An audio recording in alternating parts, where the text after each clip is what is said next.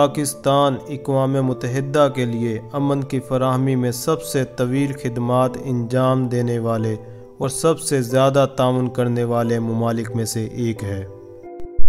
پاکستان کی اقوام متحدہ کی امن فوج کے ساتھ ایک لمبی تاریخ ہے اور پاکستان کئی دہائیوں سے فوج اور پولیس کا سب سے بڑا تعاون کرنے والا ملک رہا ہے۔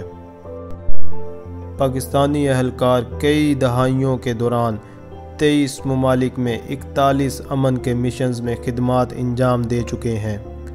پاکستانی خواتین اور مرد اس وقت اقوام متحدہ کی 7 کارروائیوں میں خدمات انجام دے رہے ہیں۔ ان میں سے بیشتر افراد جمہوریہ کانگو، سوڈان کے علاقے دارفور اور وسطی افریقی جمہوریہ میں شامل ہیں۔ ان تینوں خطوں میں پاکستانی فوج عام شہریوں کے تحفظ کے لیے پروٹوکول اور اس کے قیام اور نفاذ میں شامل ہے، جبکہ دوسری طرف سیاسی عملوں کو آسان بنانے اور انسانی امداد کی فراہمی میں بھی مدد فراہم کر رہی ہے۔ فروری 2018 تک پاکستان اقوام متحدہ کی سلامتی کے لیے یونیفارمڈ اہلکاروں کا 5واں سب سے بڑا حصہ دینے والا ملک ہے، جس میں اقوام متحدہ کے پرچم تلے 6000 سے زیادہ مرد اور خواتین اپنی خدمات انجام دے رہے ہیں۔ DRC میں اقوام متحدہ کی سلامتی کے جوانوں کو شہریوں کی حفاظت اور انسانی امداد کی سہولت فراہم کرنے کا کام سونپا گیا ہے۔ اب پاکستان اپنی فوج کی نوعیت کو بھی متنوع اور اسے مزید جامع بنا رہا ہے۔ اقوام متحدہ کے رہنما اصولوں کے مطابق اور اقوام متحدہ کے امن مشنوں میں خواتین کی شمولیت کو بڑھانے کے لیے پاکستان کے 15% امن مشن فوجی خواتین اور عملے کے عہدیداروں پر مشتمل ہیں۔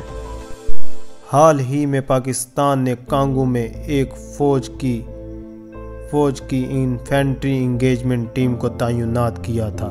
متعلقہ پالیسی حلقوں کے لوگ اب یہ سمجھ رہے ہیں کہ خواتین کی تعیناتی خطے کی خواتین کو درپیش مشکلات سے نپٹنے کے لیے ایک اہم اور مؤثر اقدام ہے۔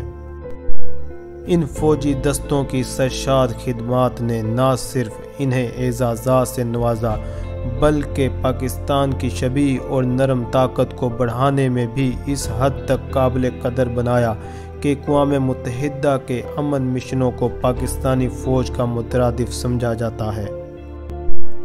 امن کا قیام اور سلامتی ہمیشہ ایک اعلیٰ قیمت ادا کرنے کے بعد حاصل ہوتی ہے۔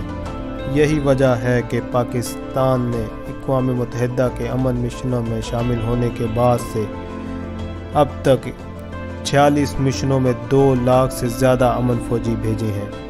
ان مشنز کے دوران 24 افسران اور 1 خاتون اہلکار سمیت اب تک 156 پاکستانی فوجی جام شہادت نوش کر چکے ہیں۔